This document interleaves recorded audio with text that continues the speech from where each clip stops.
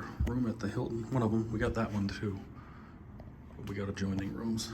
This is the one we got for Valor. It's just a regular Hilton 2 queen room. It's pretty dark. There you got the throne. Big vanity, single sink. Great big shower there.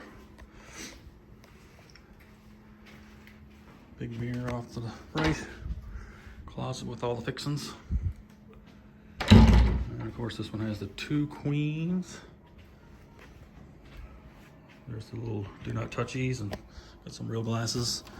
Your own fridge you can use right there, and obviously the mini bar that no one's going touching. Big old telly.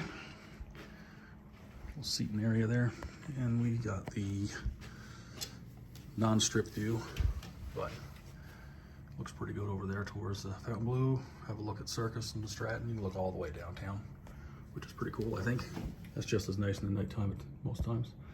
Circa lights up pretty good. Yeah, let's view the mountains. Pretty decent. We'll take it.